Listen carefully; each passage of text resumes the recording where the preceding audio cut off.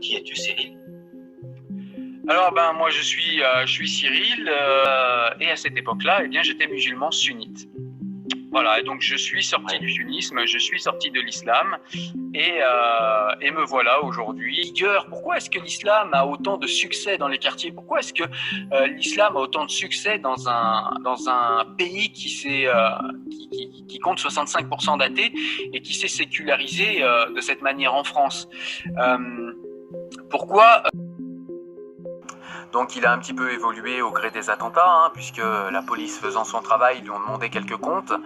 Et donc du coup il avait, vous savez, l'espèce de truc là, l'espèce de voile de confiture que se mettent certains Français pour ressembler à des Saoudiens, voilà, pour marquer peut-être qu'ils ont été marqués par la littérature saoudienne et donc wahhabite.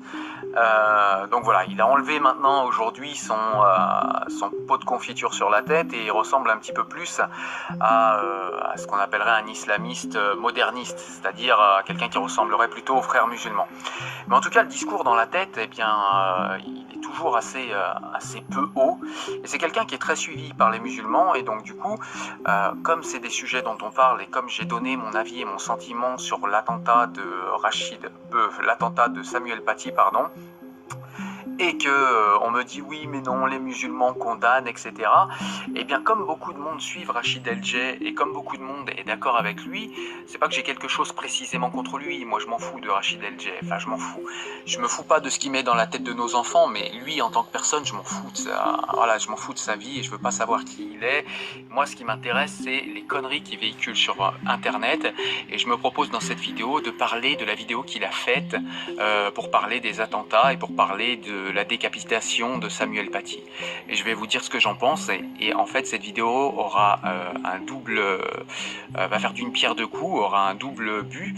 C'est tout simplement de montrer par l'exemple ce que pensent beaucoup de musulmans, puisque encore une fois Rachid El-Jay est suivi par énormément de musulmans en France.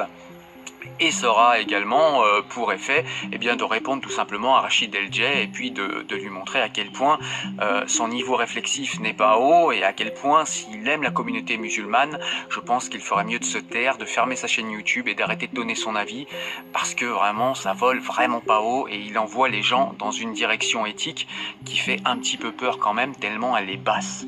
Voilà, donc on est parti, je vais répondre à Rachid. Je vous mettrai le lien de sa vidéo d'ailleurs en description puisque je vais pas forcément faire des coupures à chaque fois, sinon ça va être lourd à regarder. Donc au niveau de la forme, je vous laisserai voir sa vidéo si ça vous intéresse dans la description, je mettrai le lien. Mais là en tout cas, moi je vais répondre en fait à chacun de ses arguments point par point.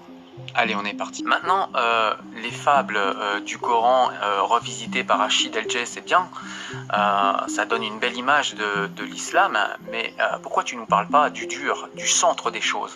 Le centre névralgique de la réflexion est pour moi les hadiths et notamment les sahirs qui sont extrêmement violentes. Et ça, tu ne peux pas l'ignorer, tu ne peux pas ne pas le savoir. Je sais qu'au niveau de ce que tu connais de la religion, tu as évolué parce que c'était vraiment très très bas il y a quelques années. Tu as un petit peu évolué, mais il me semble que tu ne peux pas ignorer ça. Tu ne peux pas ne pas avoir lu les Muslim et Boukhari, par exemple. Donc tu sais très bien qu'il y a des appels à la haine et au meurtre des apostats, des mécréants, à la violence sur les femmes dans le corpus idéologique sunnite qui, je le rappelle, les sunnites sont l'immense majorité des musulmans du monde et l'immense majorité des musulmans français.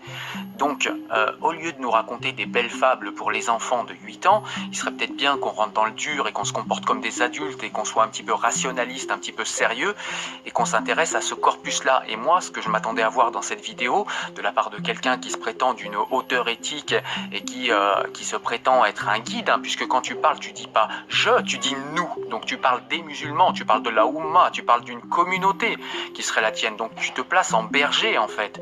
Et moi, je m'attendais d'un berger qui soit un petit peu au-dessus de la mêlée et qu'il nous dise précisément qui nous parle précisément de ces textes qui sont dans les corpus idéologiques islamiques, et là en l'occurrence sunnites, et qui sont extrêmement violents. Moi j'aimerais que tu les contextualises, ou bien que tu nous expliques que finalement, même s'ils sont sahirs, ils sont obsolètes aujourd'hui. Et pourquoi?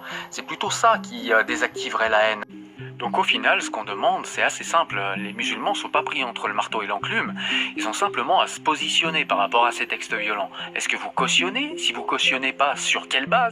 Comment vous faites? Comment vous expliquez que, effectivement, ces textes violents qui font partie du corpus idéologique musulman n'ont pas à être pris au premier sens du terme? Vous expliquez aussi pourquoi le Coran n'est pas la parole directement descendue du ciel, parce que croire en 2020 que Dieu a pris son stylo et a écrit sur un livre à une époque où personne ne savait lire, c'est quand même assez pratique pour manipuler des gens.